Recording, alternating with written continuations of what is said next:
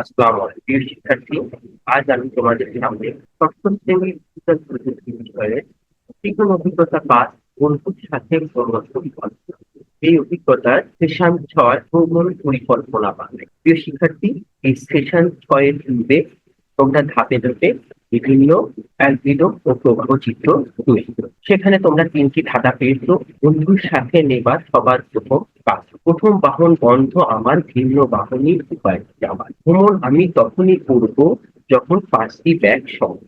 এই ৩টি ধাঁধার জন্য তোমরা আলাদা আলাদা প্রবাহ চিত্র। এখন সেশন ৬ এ এসে এই ৩টি ধাঁধা একত্র করে একটি পূর্ণাঙ্গ প্রবাহ চিত্র তৈরি। আমি তোমাদেরকে একটি পূর্ণাঙ্গ প্রবাহ চিত্র, কমপ্লিট প্রবাহ চিত্র কিভাবে বানাবে সেটাই দেখাবো। আশা করি তোমরা শেষ পর্যন্ত আমার সাথে থাকবে। ভিডিওটি ভালো লাগলে অন্য বন্ধুদের সাথে শেয়ার করবে আর আমার চ্যানেলটি সাবস্ক্রাইব করতে ভুলবে না। তো চলো আমরা শুরু করি। তোমরা স্ক্রিনে দেখতে পাচ্ছ একটি ভ্রমণ পরিকল্পনার প্রবাহ চিত্র। আমরা এখন দেখব প্রবাহ চিত্রটা কিভাবে আমরা আঁকবো বা লিখবো। প্রবাহ চিত্রের শুরুতেই থাকবে শুরু শব্দটি, তারপরে ষষ্ঠ শ্রেণীর জন্য তীর চিহ্ন মাধ্যমে প্রবাহ চিত্রগুলি দেখানো হয়। আমরা ষষ্ঠ শ্রেণীর সিলেবাস অনুযায়ী দেখাচ্ছি। আমাদের প্রবাহ চিত্রটা একটি ভ্রমণ পরিকল্পনা প্রবাহ চিত্র। বইয়ের নির্দেশনা অনুসারে প্রথমে শুরু, তারপরে তীর চিহ্ন আসবে, বাসা থেকে বের হব, তারপরে সকলে যথাসময়ে বন্ধুর বাসায় উপস্থিত হব। সেখানে বইয়ের প্রথম ধাঁধা আসছে বন্ধুকে সাথে নেবার সবার প্রথম কাজ আমার। তাহলে আমাকে সকল বন্ধু আসা পর্যন্ত অপেক্ষা করতে হবে। সকল বন্ধু এসেছে কি সেটা আমাকে জানতে হবে। এর জন্য প্রবাহ চিত্রে একটি শর্ত যুক্ত হয়েছে, সকল বন্ধু এসেছে কি না। যদি না এসে থাকে তাহলে আমাকে অন্য বন্ধুদের জন্য অপেক্ষা করতে হবে। যদি সকল বন্ধু এসে থাকে, হ্যাঁ, তাহলে আমাকে পরবর্তী ধাপে যেতে হবে। পরবর্তী ধাপে কি হবে? সকল বন্ধু এসে গেছে, বন্ধুর বাসা থেকে সকলে একত্রে বের হবে। তারপরে বইয়ের দ্বিতীয় ধারা ছিল প্রথম বাহন বন্ধ আমার, ভিন্ন বাহনই উপায় যাবার। অর্থাৎ প্রথম বাহন কি বন্ধ? উত্তর যদি হ্যাঁ হয় তাহলে ভিন্ন বাহনে স্টেশনে যাব। আর যদি প্রথম বাহন বন্ধ না হয় তাহলে আমি প্রথম বাহনে স্টেশনে যাব। তার পরবর্তীতে কাজ কি হবে? নিজেদের সব জিনিসপত্র নিয়ে স্টেশনে বা স্ট্যান্ডে নামবে।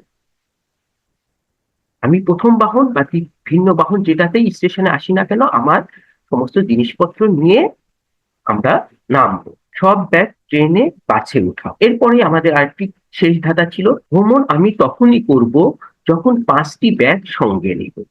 অর্থাৎ আমাদের সবার ব্যাগ যেন সাথে থাকে, কোনো ব্যাগ যেন ভুলে ফেলে না আসি। তাহলে আমাকে দেখতে হবে সবগুলি ব্যাগ আমরা নিয়েছি কিনা। এর জন্য পরবর্তী ধাপটা হবে সব ব্যাগ ট্রেনে বাসে উঠানো হয়েছে কি। যদি উত্তর না হয় তাহলে সব ব্যাগ ট্রেনে বাসে উঠাও। আবারও দেখবো সব ব্যাগ ট্রেনে বাসে উঠানো হয়েছে কি। যদি উত্তর হ্যাঁ হয় তাহলে পরবর্তী ধাপে নিজের আসনে বসবে। তারপরে ট্রেনে বাসে গন্তব্য স্টেশনে বা স্ট্যান্ডে পৌঁছা। পরবর্তী ধাপে স্ট্যান্ডে গাড়ি পৌঁছে গেলে নিজেদের সব ব্যাগ নিয়ে ট্রেন বাস হতে নাম।